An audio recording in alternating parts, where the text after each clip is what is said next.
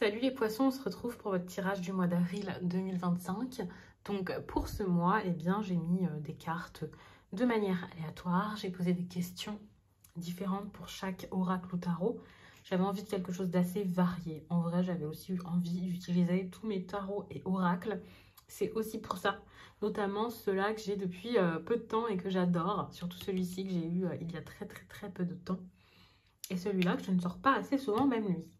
Bref, c'est un tirage qui est très intéressant, profond, je pense, parce que vous avez de fortes énergies durant cette période.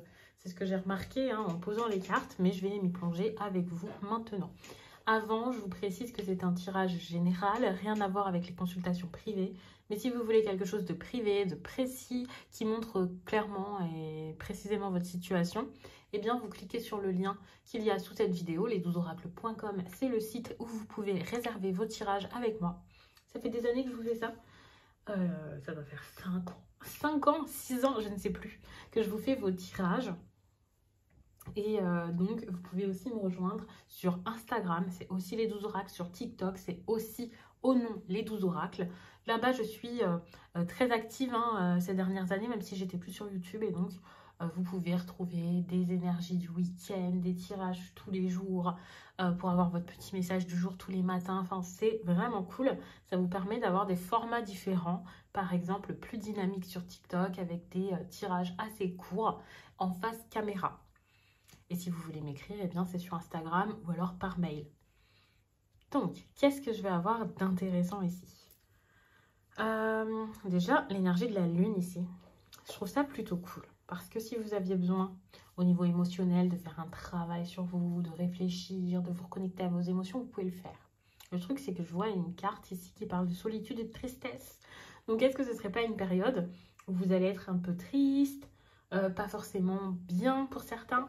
C'est possible sur le plan sentimental ou relationnel. Cette carte, elle ne montre pas que l'amour. Ça peut aussi montrer vos proches, vos amis, vos familles pour certains. Et on voit que ça ne va pas forcément être très simple tous les jours. Parce qu'on ne vous donne pas forcément ce que vous voulez. Parce que quelque chose ne vous remplit pas, ne vous fait pas de bien, ne vous nourrit plus. Que ce soit vraiment difficile au quotidien ou que ce soit juste un ressenti.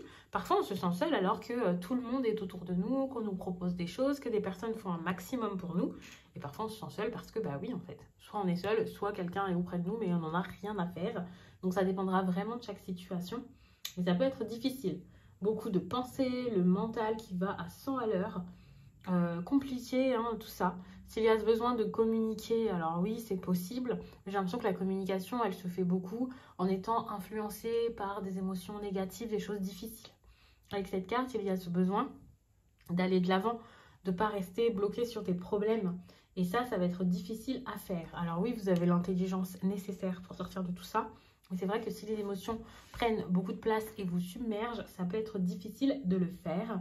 Alors avec de la réflexion, de l'analyse, en prenant votre temps et avec intelligence, et vous allez réussir à faire plein de choses.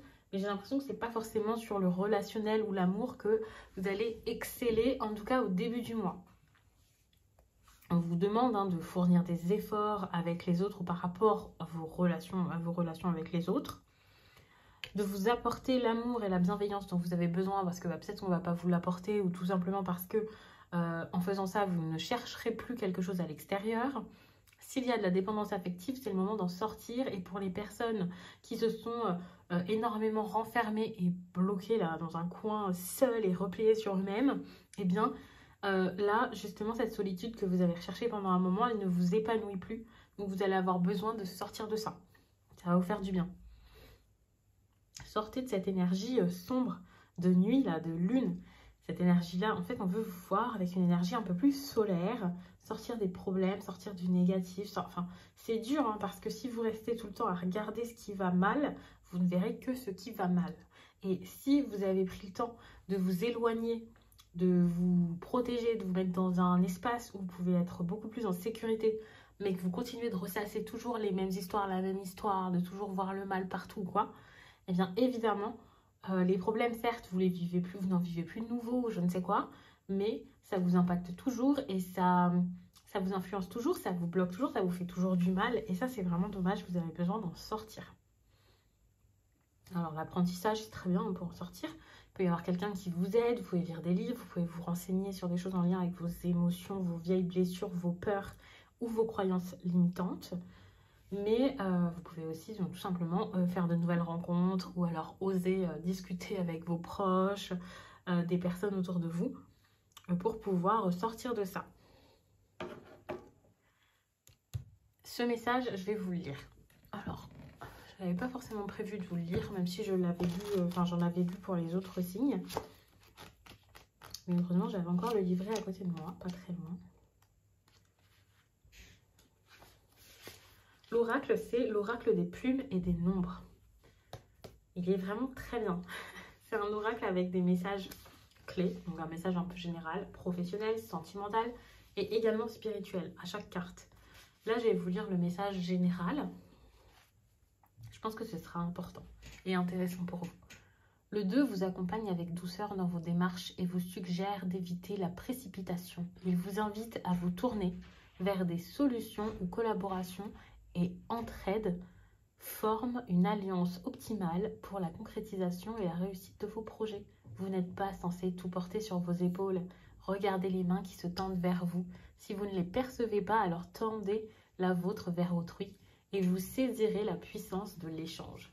Le 2 vous demande également de développer une écoute active, qu'elle soit intérieure ou extérieure. Votre capacité d'accueil et d'écoute de l'autre peut faire basculer une situation. Faire confiance à vos rêves. Faites confiance à vos rêves, mais ne tombez pas dans des rêveries illusoires. Il est question d'accueil et non de soumission. Vous avez déjà de nombreuses clés en vous. Observez et regardez le cadeau qui vous est offert dans la situation qui vous préoccupe actuellement.